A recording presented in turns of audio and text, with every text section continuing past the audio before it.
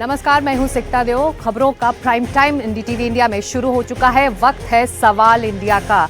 तो आज बरेली पर इस खास कार्यक्रम में नजर रहेगी और जरूरी है इस वक्त हमारे 4 सवालों पर नजर डालने का, जो है आज सवाल इंडिया के। देख रहे हैं आप सवाल इंडिया का। जल्दी से आपको बता दें कि आज के सवाल क्या है। पहला सवाल, आज बरेली में शुरू हुए बुलडोजर एक्शन से निकल कर आया है, क्या बुलडोजर से ध्वस्त होगी बरेली हिंसा की साजिश? हमारा दूसरा सवाल है, बरेली से ही जुड़ा हुआ, क्या तौकीर के लव वाले पोस्टर के पीछे कब्जे का एजेंडा है? तीसरा सवाल, बीजेपी के पास पवन सिंह तो आ गए, लेकिन क्या उनके आने से राजपूत वोट भी साथ आएंगे?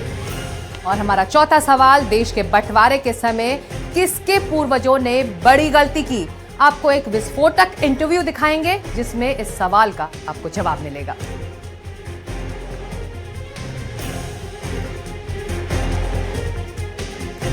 तो सबसे पहले बात कर लेते हैं बरेली की। बरेली में आज बुलडोजर एक्शन हुआ और करीब आपको बता दें 73 गिरफ्तारियां इस मामले में हुई हैं। आरोपियों की उन संपत्तियों पर भी शिकंजा कसा जा रहा है जो अवैध रूप से कब्जे में कर ली गई थी। और जिस शख्स के मकान पर बुलडोजर एक्शन आज हुआ है, वो जो आरोपी नंबर 1 है तौकीर रजा, उसका रिश्तेदार है वो।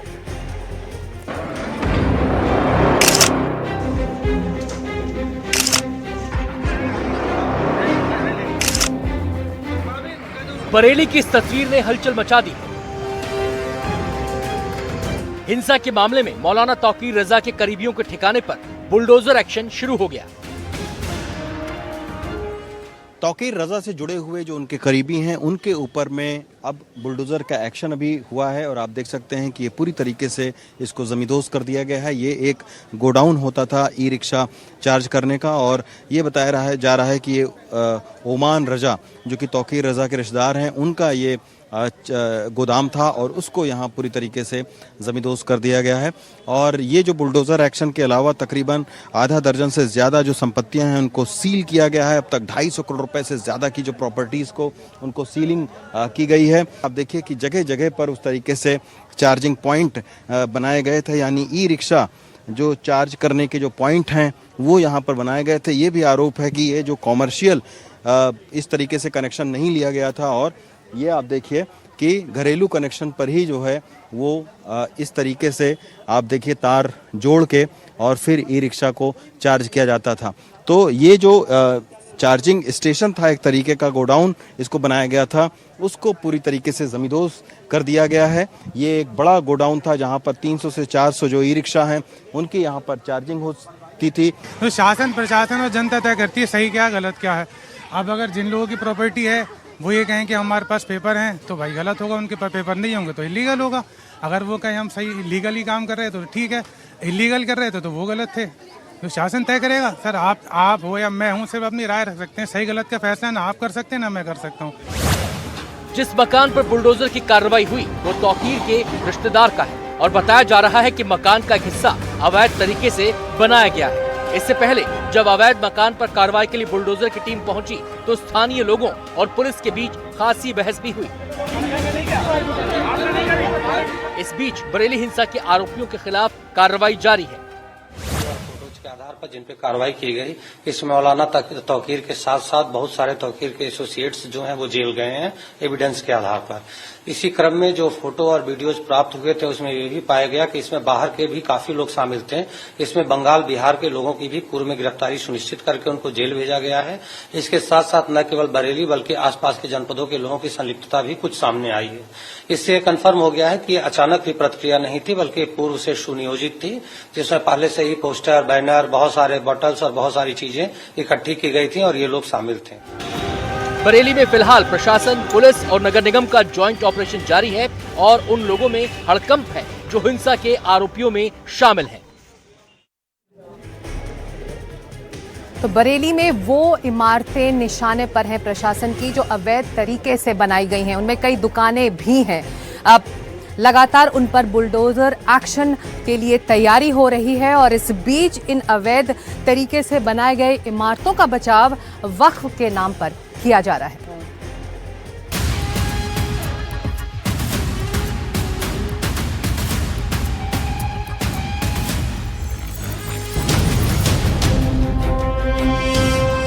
बरेली में उपद्रव करने वालों पर लगातार कार्रवाई जारी है। सूत्रों की माने तो अब मौलाना तौकीर के करीबी डॉक्टर नफीस खान को गिरफ्तार किया गया है। नफीस खान 2010 में बरेली दंगे का आरोपी है। नफीस यानी वो शख्स जिसका पुलिस के हाथ काटने वाला बयान वायरल हुआ था। अरे मैंने अभी इंस्पेक्टरों को बात गाड़ी बच देंगे आप। मैंने कहा अगर करा दिया हाथ काट लूंगा, मैंने कहा अगर करा दिया हाथ काट लूंगा, मैंने कहा अगर करा दिया हाथ काट लूंगा। अब आरोप ये भी लग रहे हैं कि तौकीर के करीबियों ने धार्मिक रसूख के दम पर ढेरों अवैध संपत्तियां बटोरी, मजार की आड़ में दुकानें बनवा डाली। जानकारी के मुताबिक पहलवान साहब की मजार की आड़ में करीब 40 दुकानें खड़ी कर दी गईं। ये दुकानें नगर निगम की जमीन और नाले पर बनाई गईं। 1995 में नगर निगम ने अवैध दुकानों को नोटिस भेजा, लेकिन कोई कार्रवाई नहीं हुई। इन दुकानों से लाखों का किराया लिया जाता था। सोमवार 29 सितंबर को इन दुकानों को सील कर दिया गया। तौकीर रजा के संगठन आईएमसी का दफ्तर भी सील कर दिया गया। शुक्रवार को बरेली में उपद्रव के बाद में जो मौलाना तौकीर रजा के जो सहयोगी हैं उनके ऊपर में पुलिस का शिकंजा कस रहा है। ये देखिए, ये सिविल लाइंस का इलाका है, काफ़ी भीड़ भाड़ यहाँ पर रहती है और यहाँ पर अभी जो है वो नगर निगम की टीम पहुँची हुई है। और ये बताया जा रहा है कि मौलाना तौकीर रजा के जो सहयोगी हैं डॉक्टर नफीस, जो कि पूर्व प्रवक्ता भी रहे हुए हैं इत्तेहाद मिल्लत काउंसिल के, जो कि मौलाना तौकीर रजा की वो पार्टी है, उसके पूर्व प्रवक्ता रहे हुए हैं और इनको भी उस बरेली उपद्रव में गिरफ्तार किया गया है। लेकिन गिरफ्तारी के बाद में आप देखिए कि ये जो जिस प्रॉपर्टी पर हम इस वक्त खड़े हैं, ये सिविल लाइंस में करोड़ों रुपए की प्रॉपर्टी है और ये बताया जा रहा है कि डॉक्टर नफीस की ये प्रॉपर्टी है और यही वजह है कि नगर निगम की टीम यहाँ पर सील करने के लिए पहुँची हुई है। इस जगह पर तमाम सारी 2 दर्जन से ज़्यादा दुकानें थीं, तो आप देखिए सब एसी यहाँ से लोग निकाल रहे हैं, अपने सारे साजो सामान निकाल रहे हैं ताकि अगर सील हो तो उनका नुकसान कम से कम हो। और ये कहा जा रहा है कि नफीस ने भी जो है भीड़ को उकसाने का काम किया और उनका एक वायरल जो वीडियो है वो भी हुआ, जिसमें वो सरेआम पुलिस को धमकी देते हुए दिख रहे हैं कि अगर पोस्टर को उनके हाथ लगाया तो इसका हाथ काट दिया जाएगा। तो इस तरीके की वो भाषा बोलते हुए दिख रहे हैं। इत्तेहाद मिल्लत काउंसिल का कार्यालय है जो फिलहाल बंद है, यहीं पर डॉक्टर नफीस जो है वो बैठते थे। अब आप सोचिए कि चूंकि जो मौलाना तौकीर रजा हैं उनकी कॉल पर हजारों लोग इकट्ठा हो सकते थे, तो इसके जो चलते उनके जो सहयोगी हैं उनका कितना बड़ा एक आर्थिक साम्राज्य यहाँ पर उन्होंने खड़ा कर लिया। वक्फ की जमीन है, निगम की नहीं, लेकिन पुलिस ने फिलहाल तौकीर के सहयोगी नफीस की संपत्ति पर भी नोटिस जारी कर दिया है। कई अवैध दुकानों की पहचान की गई है और प्रशासन ने उन्हें खाली करवा लिया है। ये पूरी मार्केट नोवेल्टी चौराहे पर है। अब आप देखिए कि ये जो कॉम्प्लेक्स है इसको सील कर दिया गया और ये मज़ार है, ये मज़ार पहलवान साहब की मज़ार है और अब ये सूचना लगी हुई है कि मज़ार से संबंधित वक्फ बोर्ड उत्तर प्रदेश लखनऊ के अधीन है, जिसका वक्फ नंबर 383 है। यह संपत्ति किसी निजी व्यक्ति या किसी राजनीतिक संगठन की नहीं है। इससे संबंधित वाद जो है वो उच्च न्यायपालिका में लंबित है। अब देखिए ये जो पोस्टर है इसको टांगने की जरूरत क्यों पड़ी? वो इसलिए पड़ी क्योंकि इस मज़ार से सटा हुआ ये जो आप कॉम्प्लेक्स देख रहे हैं ये डॉक्टर नफीस की है और इसका जो किराया है वो डॉक्टर नफीस ही लेते थे, ऐसा यहाँ के स्थानीय लोगों का कहना है। अब ये 1-2 दुकानें नहीं हैं बल्कि 70 दुकानें हैं जो कि बता रही है नगर निगम की ये अवैध दुकानें हैं। अब आप देखिए ये मार्केट देखिए, आप ये बाज़ार देखिए और उसके बाद में ये दुकानें देखिए। तो ये जो है ये अब नगर निगम ने इनको सील कर दिया है और इसके सील करने के बाद में अब ये सारी दुकानें जो है फिलहाल बंद हो गई हैं। हमने बरेली में तौकीर रजा के करीबियों की करीब 250 करोड़ रुपए की संपत्ति सील हुई है। नदीम खान के हमसफर बारात घर को सील कर दिया गया है।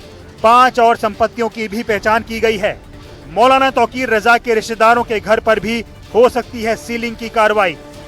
बरेली हिंसा के मामले में प्रशासन ने मौलाना तौकीर रजा के करीबियों के 3 लग्जरी होटल सील कर दिए हैं। इन सभी पर नियम के खिलाफ निर्माण का आरोप है। इन सब पर बुलडोजर कार्रवाई की जा सकती है। लगातार नगर निगम उनके करीबियों की संपत्तियों को तलाश रही कि कहीं अवैध किसी का कब्जा तो नहीं है, कहीं कोई अवैध तरीके से बनी तो नहीं है, तो उस पर अब पूरी तरीके से कार्रवाई करने का मन प्रशासन ने बना लिया है। बरेली से स्टीफेंस और रणदीप के साथ रवीश रंजन शुक्ला, एनडीटीवी इंडिया। और इस वक्त एक बड़ी खबर आ रही है सीधे बरेली से। बरेली में एनकाउंटर की खबर है और आपको बता दें कि बरेली हिंसा मामले में आरोपी का एनकाउंटर हुआ है। इस वक्त की ये बड़ी खबर है। एनकाउंटर में आरोपी ताजिम घायल हुआ है। ये बड़ी कार्रवाई हुई है बरेली मामले में। पुलिस ने आरोपी ताजिम को गिरफ्तार किया है, घायल हुआ है। तस्वीरें आप देख रहे हैं आरोपी ताजिम की। बरेली मामले में, बरेली में हिंसा भड़काने के मामले में यह आरोपी है और एनकाउंटर के बाद इसे गिरफ्तार किया गया है। घायल अवस्था में गिरफ्तार किया गया। पुलिस ने इसके पैरों में गोली मारी, जिसके बाद गिरफ्तार हुआ। ताजिम पर गोकशी और तस्करी के कई मामले भी चल रहे। बरेली हिंसा मामले में ये आरोपी है। हिंसा भड़काने के मामले में इसे आरोपी बनाया गया है और पुलिस ने इसे अब गिरफ्तार किया है।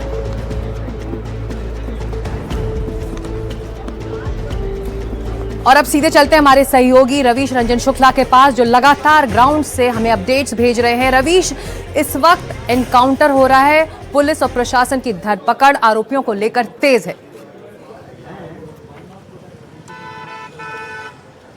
जी बिल्कुल सिकता, क्योंकि कार्रवाई चारों तरफ हो रही है। एक तरफ संपत्तियों की सीलिंग की कार्रवाई चल रही है, दूसरी तरफ बुलडोजर से अवैध संपत्तियों को गिराने की कार्रवाई कर रही है, तीसरा इनकाउंटर हो रहा है, चौथा धरपकड़ चल रही है। तो कुल मिला के अब तक 72 लोगों की गिरफ्तारी हो चुकी है। और जैसा आपने बताया कि तंजीम नाम के एक शख्स को इनकाउंटर करके, यानी उसके पैर पर गोली लगी है और फिर उसको गिरफ्तार किया गया है। एक और शख्स की, बहुत महत्वपूर्ण शख्स की गिरफ्तारी हुई है। अभी शमशाद नाम के एक शख्स की गिरफ्तारी हुई है, जो कि इत्तेहाद मिल्लत काउंसिल, जो कि तौकीर रजा की पार्टी था, उसका जिलाध्यक्ष था। और इसके ऊपर में आरोप है पुलिस पर गोली चलाने की, लोगों को इकट्ठा करने की और सुनियोजित तरीके से वीडियो को वायरल करने की, व्हाट्सएप के जरिए कॉल करके डॉक्टर नफीस और नदीम खान की मदद करने की। तो इसके बिना पर पुलिस ने इसको गिरफ्तार किया है। इससे भी कई सारे अहम खुलासे हो सकते हैं। अब आप सोचिए कि 1700 अज्ञात लोगों के ऊपर में मामला दर्ज किया गया है, तो अभी इसमें गिरफ्तारियों की जो तादाद है वो और ज़्यादा बढ़ सकती है, क्योंकि पुलिस का साफ तौर पर यह कहना है कि ये कोई अचानक कोई घटना नहीं हुई है। इसके पीछे एक सुनियोजित साजिश है बाकायदा, और पेट्रोल बम से लेकर तमंचा, पत्थर, फायरिंग करना, ये सारी चीज़ों का इस्तेमाल हुआ है। और इसमें बरेली के आसपास ही नहीं, बल्कि अभी जैसा डीआईजी ने बताया कि बिहार और पश्चिम बंगाल तक से जो लोग हैं वो इस घटना में शामिल थे और उनको जेल भेजा गया है। तो निश्चित तौर पर इसका दायरा धीरे धीरे अब बड़ा होता जा रहा है, क्योंकि प्रशासन अब चूंकि मुख्यमंत्री योगी आदित्यनाथ की हरी झंडी मिलने के बाद में अब सक्रिय हो चुका है। और तौकीर रजा ने ये पहली बार कोई ऐसा विवादास्पद कोई ना बयान या प्रदर्शन नहीं किया है। इससे पहले भी 2010 में जब बरेली में दंगे हुए थे तो उस वक्त इनको आरोपी बनाया गया था, लेकिन 3 दिन सिर्फ ये जेल में रहे और उसके बाद में ये बाहर आ गए और लगातार अपने विवादास्पद बयानों के जरिए ये मीडिया की सुर्खियां बटोरते रहे और प्रशासन को बैकफुट पर लाते रहे। यही वजह है कि इनके जो सहयोगी हैं, इन्होंने करोड़ों रुपए की संपत्ति बरेली में बनाई। इनके धार्मिक और राजनीतिक रसूख के दम पर उन्होंने एक आर्थिक अपना साम्राज्य खड़ा किया और फिर तौकीर रजा ने एक अपना जो कल्ट बनाया, उसी के चलते कई बार इन्होंने ऐसे बयान दिए, लेकिन उसके बावजूद प्रशासन ने इन पर हाथ डालने की हिम्मत प्रशासन ने नहीं जुटा पाई। लेकिन इस बार वो जैसे ही उन्होंने वीडियो जारी किया शुक्रवार को, उसके बाद इनकी गिरफ्तारी हुई। बिल्कुल रवीश, आप नजर रखें, हम लौटेंगे आपके पास। फिलहाल इस अपडेट के लिए शुक्रिया। और इस वक्त एक और बड़ी खबर आ रही है। All India Muslim personal law board ने तौकीर रजा समेत गिरफ्तार किए गए सभी लोगों की तुरंत रिहाई की मांग की है। तो ये इस वक्त की बड़ी खबर है। All India Muslim personal law board ने तौकीर रजा समेत बाकी आरोपियों की तुरंत रिहाई की मांग रख दी है।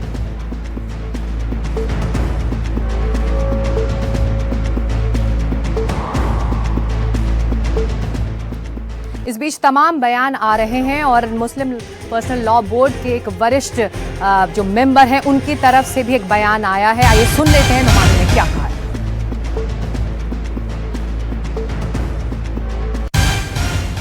बहुत दिन तक आम लोग सूरत हाल को तमाशाई बनकर नहीं देखा करते।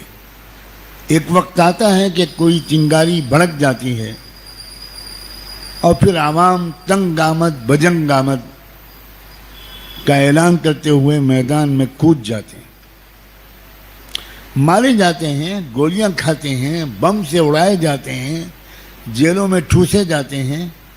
लेकिन आवाम एक वक्त आता है कि ये सब बर्दाश्त कर लेते हैं, लेकिन स्टेटस को बर्दाश्त नहीं करते, तब्दीली चाहते हैं। हम न हिकमत के साथ दावत देने के लिए तैयार, न हिम्मत के साथ मुकाबला करने को तैयार। अजब तरह का खौफ, अजब तरह के डर और मायूसी, अजब तरह की एहसास कमतरी दीमक की तरह हमें खा रहा है। और इसकी सबसे बड़ी वजह अल्लाह की जात पर जैसा यकीन होना चाहिए, अल्लाह की ताकत पर, अल्लाह की कुदरत पर, वैसा यकीन हमारे दिलों में शायद नहीं है।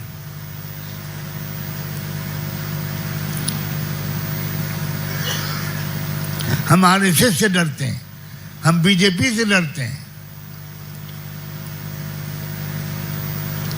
हम गुजरात की पार्टी से डरते हैं।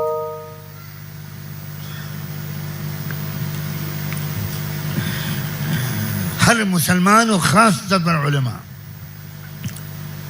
उनको एक तरबियत की जरूरत है। यही मैं खास बात आखिर में कहूंगा बस। और अब हम उत्तर प्रदेश की एक और तस्वीर दिखाते हैं, जहां पर महिला पुलिस बल की मिशन शक्ति जारी है। छेड़खानी के एक आरोपी को जब अपने कब्जे में लिया महिला पुलिस ने, तब क्या हुआ, इस रिपोर्ट में देखते हैं।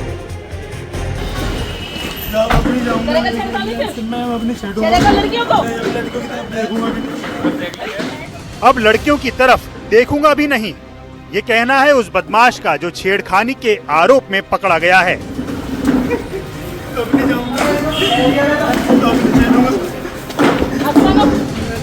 मुजफ्फरनगर में बुढ़ाना कोतवाली पुलिस ने मिशन शक्ति अभियान के तहत सोहेल नाम के बदमाश को पकड़ा है। एक शिकायत पर एंटी रोमियो महिला पुलिस टीम ने एक्शन लिया, जिसके बाद कुछ ही घंटों में आरोपी पकड़ा गया।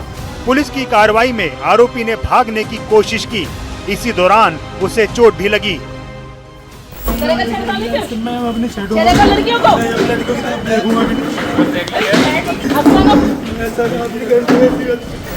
छेड़खानी के आरोपी को गिरफ्तार करके जेल भेज दिया गया है। महिला मिशन शक्ति टीम प्रभारी महिला उप निरीक्षक द्वारा उस अभियुक्त को केशव फार्म हाउस के पास से पकड़ा गया है, उसको गिरफ्तार किया गया है। गिरफ्तार कर उसको जेल भेजा जा रहा है। जेल भेजकर विधिक आवश्यक कार्रवाई की जा रही है। कुछ दिनों पहले गाजियाबाद में भी एक बदमाश को कब्जे में लिया गया था और उस ऑपरेशन को भी महिला पुलिस की टीम ने ही अंजाम दिया था। नवरात्र के पहले दिन पकड़े गए बदमाश पर गाजियाबाद के लोगों से चेन, मोबाइल जैसी चीजें छीनने और घर में घुसकर स्कूटी चुराने का आरोप था।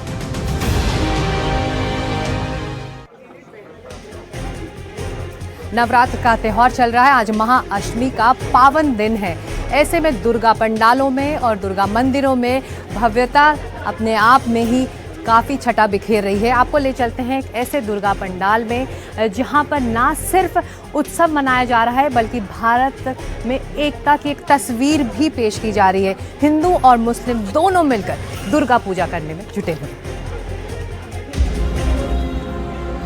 ये भव्य गुंबद और उन पर फहराती हुई ध्वजाएं, ये कोई स्थायी मंदिर नहीं, देवी दुर्गा का पंडाल है। और इन गुंबदों से, इन ध्वजाओं से जो गूंज रहा है वो एकता का राग है। कटिहार का ये पंडाल महाराष्ट्र के स्वामी नारायण मंदिर की प्रतिकृति है। ये दुर्गा पूजा कटिहार के LWC क्लब ने आयोजित की है। खास बात ये है कि इस क्लब के अध्यक्ष सहित बहुत सारे पदाधिकारी मुस्लिम हैं। यहाँ भाईचारे का संदेश है और भाईचारा में यहाँ कोई कमी नहीं है। यहाँ से मैसेज देते हैं पूरे बिहार को कि इसी तरह का भाईचारा आप लोग बना के रखिए। हिंदू मुसलमान का पर्व मनाइए, दुर्गा पूजा मनाइए, ईद मुहर्रम मनाइए, इसी तरह का मिसाल हम लोग चाहते हैं। लोग इस पंडाल में खूब आ रहे हैं। जो मंदिर बनाया गया है वो भीतर से भी बहुत सुंदर है। देवी दुर्गा की श्वेत प्रतिमा मन मोहने वाली है। आयोजन समिति के अध्यक्ष मंजूर खान बताते हैं कि बचपन से ही उन्हें होली दिवाली मनाने के संस्कार मिले हैं। ये सबसे बड़ी बात है कि ये हम लोगों के संस्कार में हम लोग बच्चे से जो है पिताजी हम लोगों को पिचकारी ला के देते थे, दीपावली में पटाखा ला के देते थे।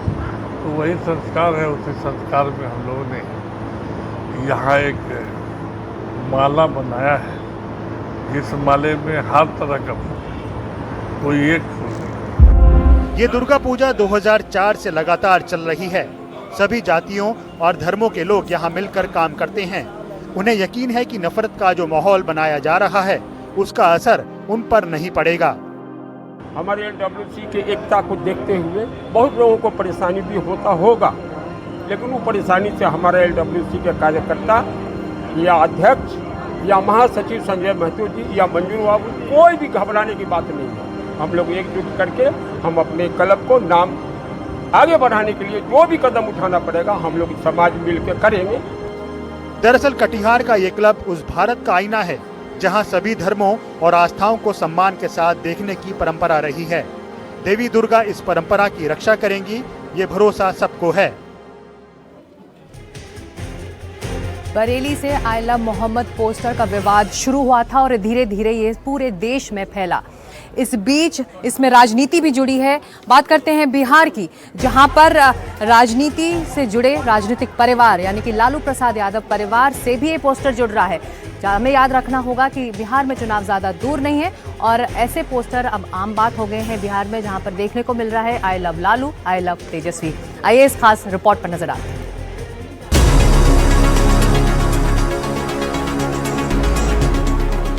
पटना में आरजेडी दफ्तर के बाहर लगा है ये दशहरे की बधाई का पोस्टर, लेकिन असली बात पोस्टर में लिखा ये नारा है, I love Lalu Yadav and Tejashwi Yadav. इस नारे के नीचे देखें तो लिखा हुआ है, क्योंकि लालू यादव गरीब लोगों, पिछड़ों, अति पिछड़ों और अल्पसंख्यकों की आवाज हैं। नीचे कुछ नाम हैं। पोस्टर के माध्यम से फिर से राष्ट्रीय जनता दल के लोगों के द्वारा सनसनी फैलाने की कोशिश हो रही है। ये सोचते हैं कि आई लव मोहम्मद के बाद आई लव लालू तेजस्वी लिख देंगे तो इनको वोट मिल जाएंगे। मसला ये है कि सामाजिक और राजनीतिक जीवन में आपको अपने कर्तव्यों और अपने काम के दम पर अपनी पहचान बनानी होती है। वैसे विधानसभा चुनाव से पहले ये पोस्टर दरअसल एक चुनौती भी है और एक न्योता भी। जब आई लव मोहम्मद के पोस्टर पर कानपुर में विवाद शुरू हुआ और बरेली तक पहुंचते पहुंचते हिंसक विरोध में बदल गया, तब बिहार में एक तरह से ये उस पोस्टर की याद दिलाने की कोशिश है और बताने की कि इसे कोई हटा नहीं सकता। इसके साथ जुड़ा ये संदेश है कि किसी के साथ भी प्रेम का इजहार करना गलत नहीं है। अपने नेता के प्रति तमाम राजनीतिक दलों में एक लोकप्रियता होता है, एक समर्थन होता है और एक समर्पण होता है। उसी की ये बानगी है ये तस्वीरें और ये पोस्टर पूरी तरीके से अपने नेता के प्रति आरजेडी के कार्यकर्ताओं का प्रेम है, व्यवहार है। इससे पहले यूपी में आई लव योगी आदित्यनाथ जी के पोस्टर भी लगाए गए और आई लव बुलडोजर का भी ऐलान हो गया। फिर क्या हुआ, आई लव अखिलेश यादव का ये पोस्टर भी आ गया, जिसमें शिक्षा, विकास और रोजगार का हवाला दिया गया। कुछ विरोधी ताकतें, राष्ट्र विरोधी ताकतें जो सरकार की छवि खराब करना चाहती हैं, उसको उत्तर प्रदेश पुलिस और उत्तर प्रदेश सरकार जिस तरीके से धाराशाही कर रही, बुलडोजर के तरीके से उसको खत्म करने, जड़ से खत्म करने का काम कर रही, वो बहुत सराहनीय है। इसलिए उत्तर प्रदेश का समस्त जनमानस आई लव योगी आदित्यनाथ करके एक ये छोटी सी मुहिम जो चलाई है वो हम लोगों कार्यकर्ताओं के द्वारा चलाई गई है। संभाला है वहाँ के मामले को और मैं योगी जी की सरकार की पुलिस को सराहना करता हूँ और यूपी पुलिस गुंडों को सुधारने का बुरा काम कर रही है। आप कह सकते हैं कि यूपी में समाजवादी पार्टी और बीजेपी के बीच पोस्टर वॉर शुरू हो गया। वाराणसी में आई लव पीडीए का पोस्टर भी लग गया। शहर के भेलूपुर स्थित समाजवादी पार्टी के दफ्तर पर पीडीए वाला पोस्टर लगा और बाकायदा पार्टी के कार्यकर्ताओं ने नारेबाजी भी की।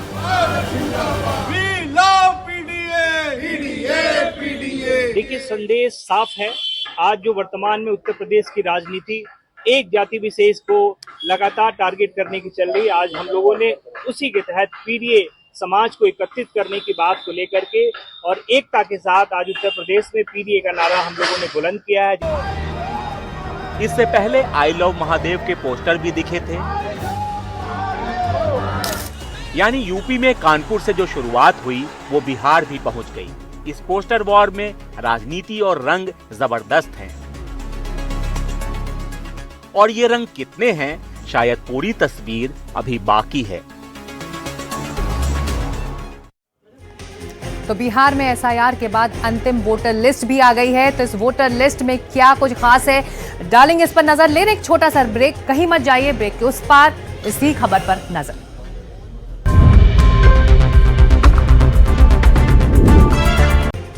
आप देख रहे हैं सवाल इंडिया का और इस वक्त की एक बड़ी खबर, बिहार में एसआईआर के बाद अंतिम वोटर लिस्ट जो है वो आ गई है और आंकड़े अब बता रहे हैं कि वहां कुल अब 7 करोड़ 42 लाख करोड़ वोटर हैं, जबकि ड्राफ्ट रोल में 7 करोड़ 24 लाख वोटर थे। यही फाइनल लिस्ट है जिसमें 18 लाख वोटर बढ़े हैं। तो ये बड़ी खबर है इस वक्त, 18 लाख वोटर बिहार में एसआईआर की अंतिम लिस्ट के बाद बढ़े हैं। और अब कुछ आंकड़ों पर नजर डाल लेते हैं और सिलसिलेवार तरीके से समझने की कोशिश करते हैं जिले के लिहाज से कितने वोटर कहां बढ़े हैं। पहला जिला जो है मुजफ्फरपुर, 1 अगस्त को यहां पर 32,03,070 वोटर थे, जबकि ये बढ़कर अब इतने हो गए हैं और अंतर आ रहा है 88,000 का। पटना की बात करें, 46,51,000 वोटर थे, बढ़कर 58,15,694 वोटर, यानी कि जो फर्क है, जो डिफरेंस है वो 1,63,600 वोटर्स का है। कुछ ऐसा ही नवादा से खबर आ रही है, यहाँ पर 30,500 के आसपास वोटर्स का इजाफा हुआ है। तो ये 3 जिले मुजफ्फरपुर, पटना, नवादा, आप देख रहे हैं कि कैसे एसआईआर के बाद जो गिनती है वो बढ़ी है वोटर्स की। और अब हम सीधे चलते हैं हमारे सहयोगी प्रभाकर के पास जो जुड़ रहे हैं पटना से। एसआईआर की अंतिम लिस्ट आ गई है प्रभाकर, और करीब 7 करोड़ 42 लाख वोटर्स अब हैं बिहार में एसआईआर के बाद, ये खबर आ रही है। और यानी कि वोटर्स का जो संख्या है, जो गिनती है वो बढ़ी है यहाँ पर एसआईआर करने के बाद, जिसको लेकर तमाम राजनीति भी होती रही। जी बिल्कुल, देखिए एसआईआर जो है ये काफ़ी बड़ा मुद्दा था बिहार में और लगभग 65 लाख लोगों के नाम काटे गए थे। वो संख्या घट के अब 47 लाख के आसपास आ गई है, यानी कि संख्या में जो वोटरों की संख्या है उसमें इजाफा हुआ है। अगर मैं आंकड़े आपके सामने पढ़ दूँ तो अंतिम सूची के बाद लगभग 7 करोड़ 41,92,000 के आसपास पूरे वोटरों की संख्या है। इसमें से महिलाओं और पुरुषों की जो संख्या है वो अलग करके दी गई है। इस जो दावा आपत्ति का 1 महीने का समय दिया गया था, उसके बाद लगभग 3,66,000 वोटरों के नाम काटे गए हैं और लगभग 21,53,000 वोटरों का नाम जोड़े गए हैं। तो कुल मिला के जो संख्या है वो, जैसा मैंने आपको बताया, 7 करोड़ 41 लाख के आसपास है। तो वोटरों की संख्या में इजाफा हुआ है। जो दावे आपत्ति हुए हैं उसके बाद ये लगभग 47 लाख ऐसे वोटर हैं जिनके नाम एसआईआर के बाद वोटर लिस्ट से हटा दिए गए हैं। ये अंतिम सूची है, इसके बाद इसमें अब कोई संशोधन नहीं किया जाएगा। और जो बिहार में चुनाव की घोषणा होनी है, जो कि लगभग अभी से 1 हफ्ते के बाद होगी, वो इसी सूची पे होगी, इसी वोटर लिस्ट पे होगी। जी शुक्रिया इस अपडेट के लिए। तो बिहार में एसआईआर के बाद अंतिम वोटर लिस्ट आ गई है और ये आंकड़े बता रहे हैं कि अब कुल वोटर्स की जो संख्या है बिहार में वो 7 करोड़ 42 लाख वोटरों की है।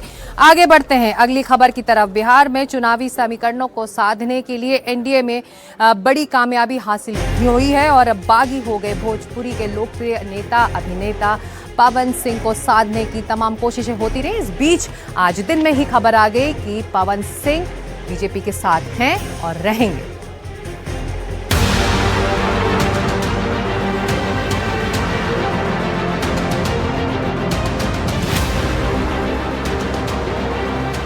पवन सिंह और उपेंद्र कुशवाहा के बीच मुलाकात की ये तस्वीर एनडीए के लिए उम्मीद जगाने वाली है। इसके फौरन बाद पवन सिंह ने बीजेपी नेता अमित शाह से भी मुलाकात की।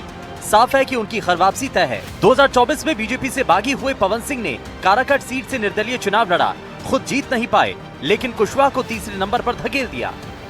तब पवन सिंह को 3.25 लाख के आसपास वोट मिले थे, जबकि कुशवाहा को 2.5 लाख से कुछ ऊपर। जीत हासिल हुई थी सीपीआईएमएल के राजा राम सिंह को, जिन्होंने 3,80,000 से ज्यादा वोट हासिल किए। अब बीजेपी की लगातार कोशिशों के बाद पवन सिंह और उपेंद्र कुशवाहा ने हाथ मिलाने पर हामी भर दी है। सूत्रों के मुताबिक गृह मंत्री अमित शाह की देखरेख में ये समझौता हो रहा है। हाल ही में नियुक्त बिहार चुनाव प्रभारी धर्मेंद्र प्रधान इस काम में लगे थे। पवन सिंह उपेंद्र कुशवाहा की पार्टी राष्ट्रीय लोक मोर्चा में शामिल होने के करीब हैं। उन्हें विधानसभा चुनावों में 2 सीट देने का वादा किया गया है। इसके अलावा उन्हें राज्यसभा में भेजने की बात हो रही है। इसके पहले सोमवार को राष्ट्रीय महासचिव ऋतुराज सिन्हा और प्रदेश अध्यक्ष विनोद तावड़े उपेंद्र कुशवाहा से मिले। दरअसल पवन सिंह की बीजेपी में बैकडोर एंट्री है। बीजेपी का कहना है कि पवन सिंह सदा से उनके साथ थे और उनके साथ बने रहेंगे। पवन जी बीजेपी में है, बीजेपी में रहेंगे। आदरणीय उपेंद्र कुशवाहा जी ने उनको शुभकामनाएं आशीर्वाद दिया है और आने वाले चुनाव में एनडीए के लिए पवन जी सक्रियता से काम करेंगे बीजेपी के कार्यकर्ता के नाते। दरअसल शाहबाद क्षेत्र में बीजेपी की नजर जातिगत समीकरणों पर है। काराकट सीट पर राजपूत, कोयरी यानी कुशवाहा और यादव वोटों की संख्या 2-2 लाख से ऊपर है। माना जा रहा है कि 2024 में राजपूत और कुशवाहा वोटों के बंटने से बीजेपी हारी। हालांकि सीपीआईएमएल के राजा राम सिंह दिग्गज उम्मीदवार हैं और उन्हें पिछड़ों के बीच व्यापक समर्थन हासिल है। शाहबाद क्षेत्र में 22 विधानसभा सीटें आती हैं और 2020 में एनडीए को इनमें से बस 2 सीटें मिली थी। अब पवन सिंह और उपेंद्र कुशवाहा के बीच की सुलह ने उम्मीद जताई है कि वोट के समीकरण बदलेंगे। हाल के दिनों में कई राजपूत नेता ये शिकायत जताते मिलते रहे हैं कि राजपूतों को उनकी संख्या के आधार पर किनारे किया जा रहा है।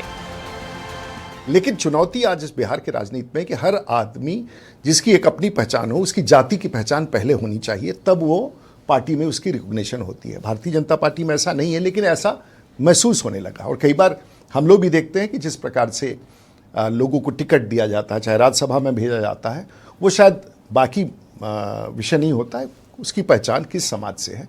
और ये एक्सेप्टेड फैक्ट है, ये नहीं है कि बड़ा गलत हो रहा है या सही हो रहा है, और उसके परिणाम भी मिलते हैं। 2024 में पवन सिंह को बीजेपी ने आसनसोल से टिकट देने का ऐलान किया था, लेकिन वो काराकट चाहते थे और उन्होंने बगावत कर दी।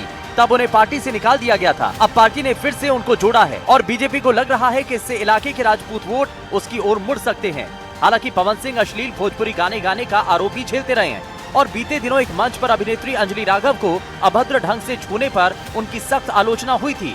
तब उन्होंने माफी मांगी थी। सवाल है बीजेपी में उनकी वापसी किस हद तक इलाके के समीकरण बदल पाएगी। दरअसल बिहार में मंडल की राजनीति कई टुकड़ों में बंट चुकी है और अब पार्टियां नई समीकरणों की तलाश कर रही है। पवन सिंह और उपेंद्र कुशवाहा की मुलाकात को इसी नज़र से देखा जाना चाहिए, एक नए जातिगत गठजोड़ की कोशिश के तौर पे, जिससे एनडीए को लगता है कि उसे फायदा मिलेगा। पटना से प्रभाकर कुमार, एनडीटीवी। और आज की मुलाकातों के बाद ये भी साफ हो गया कि पवन सिंह एनडीए के लिए बिहार चुनावों में प्रचार भी करेंगे। तो सवाल इंडिया का न्यूज रूम से इतना ही, लेकिन एनडीटीवी इंडिया में लगातार खबरें जारी हैं। वक्त एक छोटे से ब्रेक का है। ब्रेक के बाद इसी तरह खबरें जारी रहेंगी न्यूज हेडक्वार्टर्स में। मेरे सहयोगी मलिका और विकास।